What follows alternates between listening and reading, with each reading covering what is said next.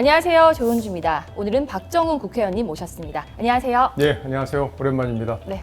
서울 송파갑의 국민의힘 소속 국회의원 박정훈입니다. 오늘 함께 TV조선에서 일을 했던 우리 조은주 대표가 저를 초대해 주셔서 오늘 이렇게 시청자 여러분들과 만나게 됐습니다. 즐거운 얘기 많이 나눌 수 있었으면 좋겠습니다. 네, 반갑습니다. 어서 오세요. 어색해요. 그러게 이렇게 예, 어색하네요. 예. 요즘 어떻게 지내셨어요? 보니까 뭐 국감의 스타로 떠오르시고 되게 예. 네, 그 활약 잘 보고 있었습니다. 네. 예. 그래서 왜 제가 상임위에서 욕하고 싸웠잖아요. 네. 제가 네. 안 그래도 그 질문 좀 드리고 싶었는데 근데 되게 조심스럽게 네. 물어보시면 자꾸 그러신 것 같아요. 네. 제가 이제 얘기를 자백을 한 근데 건데. 최근에 그 논란에 대해서 그래도 좀 스스로 좀 선을 넘었다고 평가하시는지 예. 어떻게 아니 좀 당연히 국민들한테 네. 죄송한 거죠. 사실 뭐 정해 시간이긴 했어요. 네. 정해니까 이제 카메라가 돌아간다는 걸 의식을 덜 하게 되죠. 근데 네. 카메라들이 있잖아요, 그 안에. 과방이 특히 싸우는 데기 때문에 네. 카메라들이 많아요.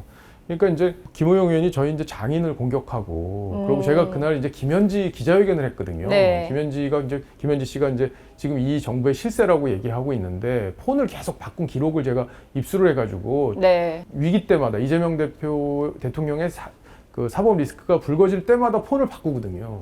그래서 이제 그걸 입수해가지고 네네. 기자회견했는데 갑자기 네. 저를 그냥 저 장인이 누구니까 넌 내란의 후예 아니냐는 식으로 저한테 막 공격을 하니까 야 이거는 뭐 선을 넘어도 너무 넘는 거 아닌가. 네. 예, 그래서 제가 이제 막 둘이 언성을 높이다가 욕설까지 하게 됐는데 네. 그다음에 화장실에서 잘 풀었어요.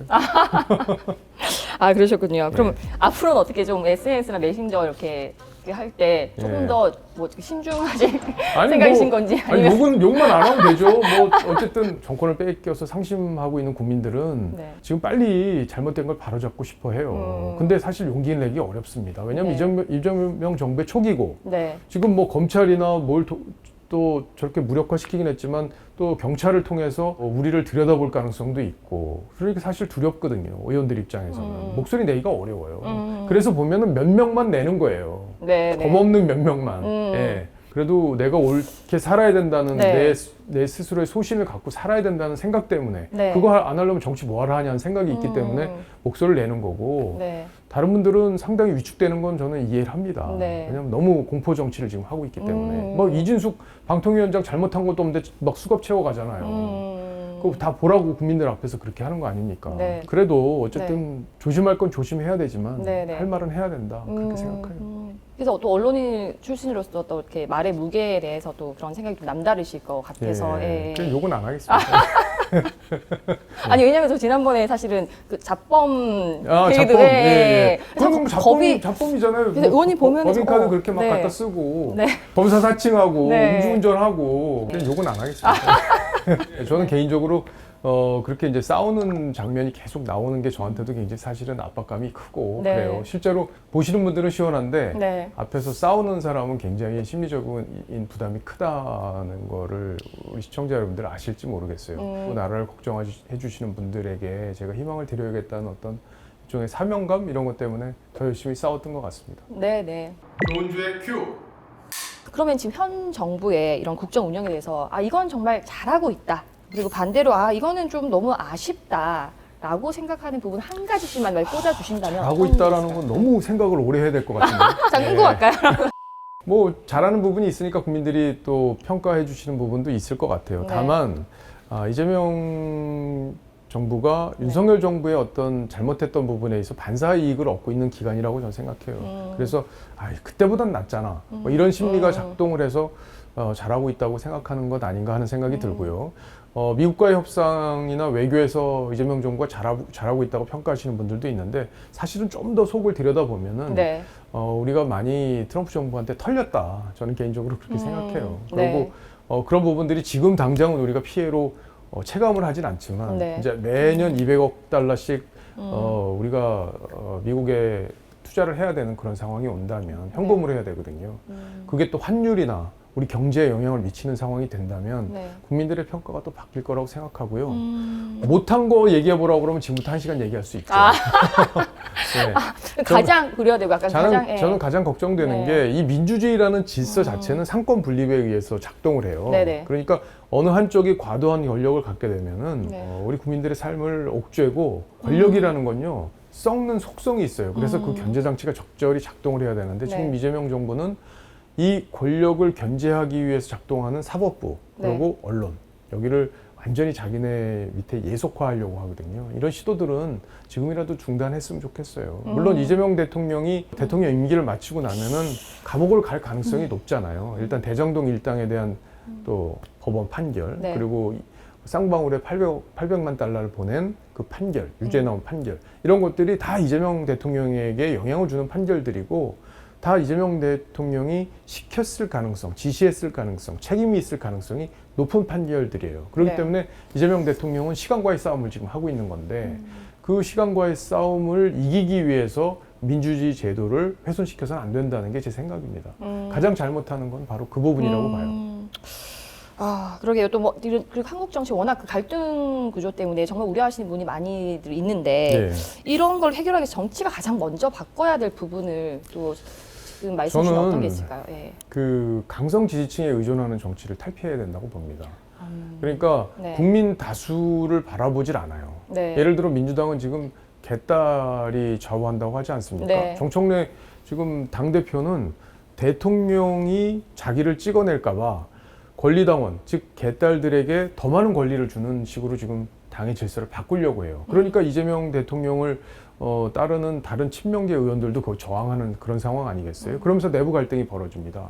그러니까 우리 당도 마찬가지예요. 우리 당도 강성 우파의 목소리에 끌려다녀서는 안 돼요. 네. 그러니까 양쪽 다 극단적인 정치 지지자들만 바라보고 하는 정치를 하다 보니까 국민들의 삶을 제대로 살필 수가 없어요.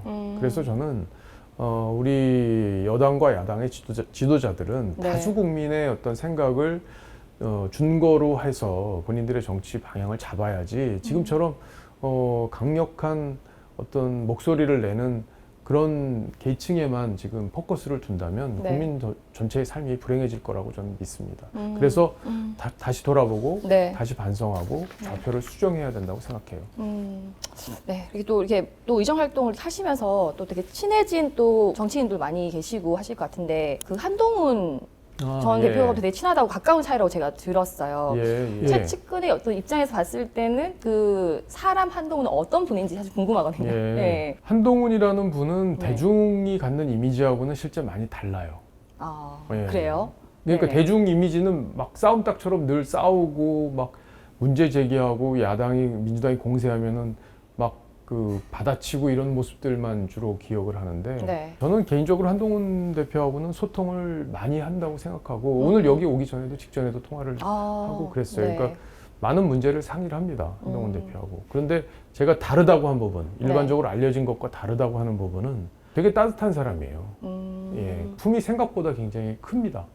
예, 넓고. 네. 그리고 옳다고 믿는 바에 대한 소신, 그걸 지키기 위해서 굉장히 노력해요. 작년 4월에 네. 돌아가신 김동길 박사님을 만난 적이 있어요. 네. 작년 4월에 만난 게 아니라 2021년 4월에 만났거든요. 2021년 4월에. 예, 그래서 자택에 제가 초대를 받아가지고 예. 그때 이제 북한에서 오신 분이잖아요. 네. 그래서 냉면하고 이제 그 지짐이라고 그러죠. 그 녹두 지짐 그래요? 그거를 이제 아, 해주셔가지고 네네. 맛있게 먹었어요. 네. 그래서 이제 그때 김동건 아나운서님하고 같이 이제 가게 됐는데 네. 그때 저한테 이제 그런 말씀을 해주시더라고요. 누가 뭐라고 하든 남들이 어떤 생각을 갖고 너를 바라보든 개의치 말고 너의 걸음을 걸어라. 그리고 그 걸음을 걷다 보면은 세상이 그걸 알아줄 때가 올 것이다. 이런 취지의 말씀을 하셨어요. 네. 그걸 제가 페이스북에도 자세히 써놓고 했는데 왜 제가 지금 이 말씀을 드리냐면 네. 한동훈 대표는 그 말씀을 가장 잘 실천하고 있는 사람이라고 봅니다. 물론 독선이나 아집에 빠지면 안 되죠. 예, 나만 옳고 남은 틀리다 이런 생각을 가지면 안 됩니다. 근데 네. 한동훈 대표는 그렇게 보이는 측면은 있지만 실제 그렇진 않아요. 굉장히 유연하고 남의 말을 잘 들어줍니다. 그리고 본인 말씀도 많이 하시고 잘 하시기도 하지만 내가 이 얘기는 들어야겠다고 생각하면 잘 듣는 편이에요. 그래서 저는 리더로서 자질이 있고 그리고 굉장히 건전한 가치관을 갖고 있는 분이라고 생각하고 네. 대한민국의 미래를 책임질 수 있는 역량과 그런 자질을 가진 분이라고 생각하기 때문에 제가 잘 도와드리고 싶은 생각이에요. 예, 여러 가지 논란이 있고 뭐 탄핵 과정에서는 저하고 생각이 좀 다르기도 했어요. 네. 그러나 윤석열 대통령이 계엄이라는 잘못된 선택을 했다는 건 우리 국민들이 다 동의하는 거고 네. 그 이후에 우리가 우리 당을 어떻게 다시 리빌딩을 해서 국민들로부터 사랑받는 정당으로 만들어야 되는 그 과제가 있는데 그 과제를 가장 잘 해낼 사람이다. 저는 그렇게 평가합니다. 조은주의 큐. 아니, 그 의원님 같은 경우는 기자 생활을 27년 동안 이제 하셨고, 그동안 뭐 특파원, 앵커를 거치면서 정말 다양한 현장을 경험을 하셨는데요. 근데 그때 그 시절의 어떤 경험들이 지금 사람 박정훈을 만드는데요.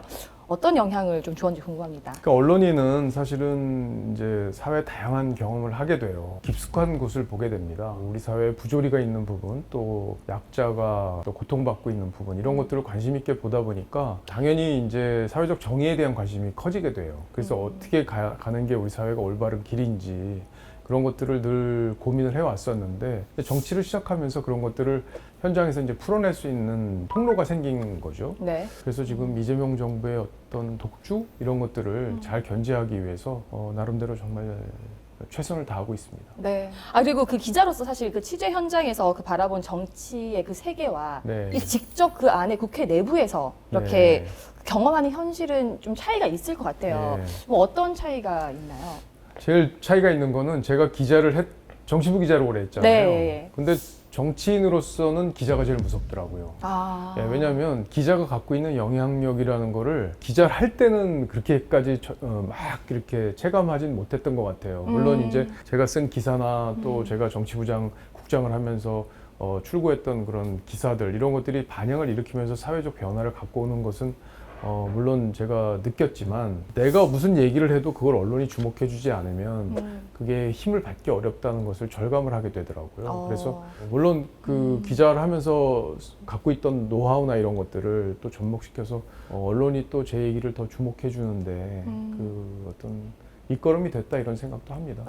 그래서 저는 좀 개인적으로 좀 궁금한 점이 네. 이렇게 기자 활동 오래 하시다가 어떻게 정치인 이렇게 네. 뭐 이렇게 전향하시게 되신 건지. 정치부 기자 네. 오래 하면요. 네. 주변에서 정치에 참여에 대한 제의를 많이 받을 거예요. 왜냐하면 정치를 하다 보면은 총선 때마다 새로운 인물이 필요해요.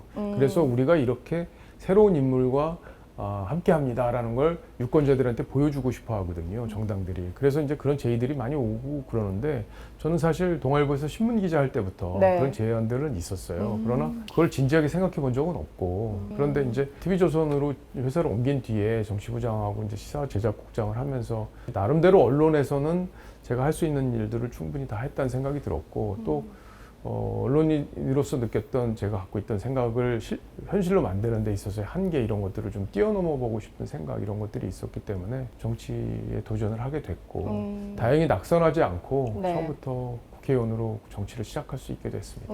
그 원래 어렸을 때부터 뭔가 꿈을 품고 있고 이런 건 그거 아니었었는데요. 없었어요. 예. 그리고 저는 성격이 네. 뭐 MBTI가 I예요. 아우, 진짜요? 네, 오. 그래가지고 거침없는 발언과 이런 행보를 보시면 그러니까 아이가 거침없이 하려니까 얼마나 힘들겠어요. 아, 그렇군요. 그래서 사실은 네. 되게 조심스러운 성격이고 그래서 사실은 도전하는데도 네. 굉장한 용기가 필요했던 것 같아요. 아.